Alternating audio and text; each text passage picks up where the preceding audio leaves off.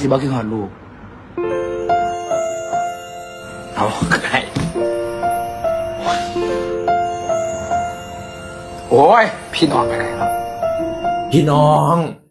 ชันแต่มีความหมายไผสิบ่คิดฮอดลูกไผสิบ่คิดฮอดลูกพี่น้องเอ้ยโอ้ยฟังแล้วก็รู้ตนชาติแล้วเนาะได้ปาดน้ำตาเทิงเว้าเทิงปาดน้ำตาพี่น้องเอ้ยผู้ใหญ่บ้านฟินแลนด์คิดฮอดน้องโตเกียวคิดฮอดน้องนาริตา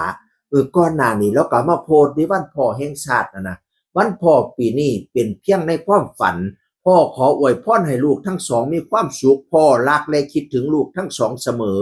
ภาพสร้างจาก AI พ่อได้หายคิดถึงว่าซานภาพอีหลีก็บ่มีแต่ภาพ AI พี่น้องเอ๋ยคิดฮอดลูกแต่บ่ได้อยู่นำลูกน้องนาริตากับน้องโตเกียวมอบพวงมาลัยวันพ่อให้พ่อโอ้ยคำเพียงอีพ่อคำเพียงอีแม่กอดแก้วเขียวมุตันพันหมูดอนลูกโตนชาติหายพี่น้องเอ๋ยคิดฮอดลูกแต่บ่ได้อยู่กับลูกกับเต้าเนาะก่อนหน้านี้เราไปแสดงทางกรุงเทพกรุงไทยแล้วก็โพสต์ดิพี่น้องฉันคิดฮอดลูกบอกตรงๆว่าฉันว่าฉันแต่ได้ความหมายคือกันนี่ก็ได้ฉันคิดฮอดลูกบอกตรงๆพะนะว่าเห็นแต่ลูกกล้องว่าอยู่เนาะไปยามผู้นั้นก็ได้น้องก้าวก็ไปยามน้องคุ้นก็ไปยามแล้วก็หยอกน้องคุ้นขึ้นในหนังนี่ตัวหยอกน้องคุ้นหอมน้องคุ้นว่าสั่นตัวกล้องว่าอยู่จงได้เขียนโพสต์ว่าเข้าใจความรู้สึกบอดเลยพะนะว่าคิดฮอดลูกคิดฮอดลูกพี่น้องวันพ่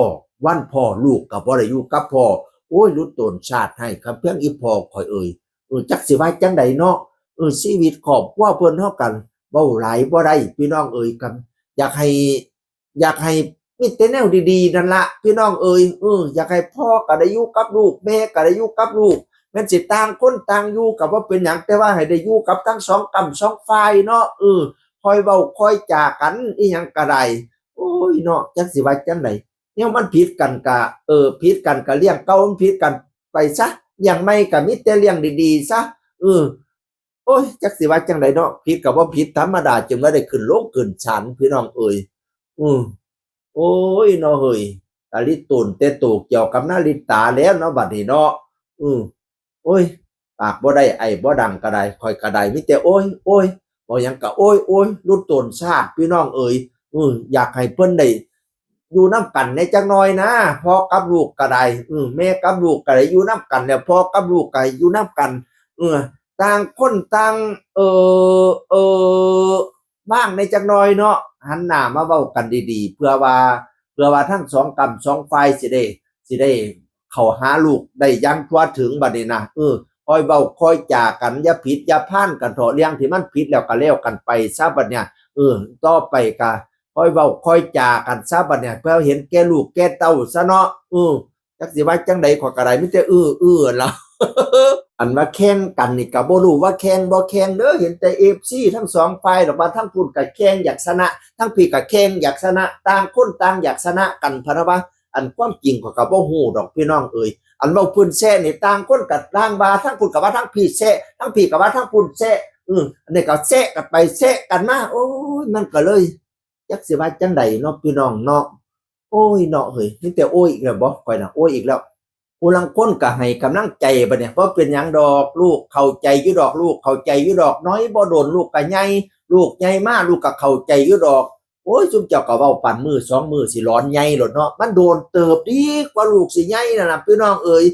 บัดนี้เนี่ยกว่าเขาสิใหญ่แล้วคนสิเป็นทุกข์นั่นเฮาผู้ใดบัดเนี่ยน่ะลูกก็สิเป็นทุกข์เพราะปานกลางก็ว่าเขามีความรู้สึกอันเขาใหญ่พอจังน้อยน่ะพี่น้องเอ๋ยผู้ใหญ่ก็เป็นทุกข์เด็กน้อยก็เป็นทุกข์โอ้ยสู้ดีกะค่อยเว้าค่อยจากันซะพี่น้องเอ๋ยจักสิว่าจังได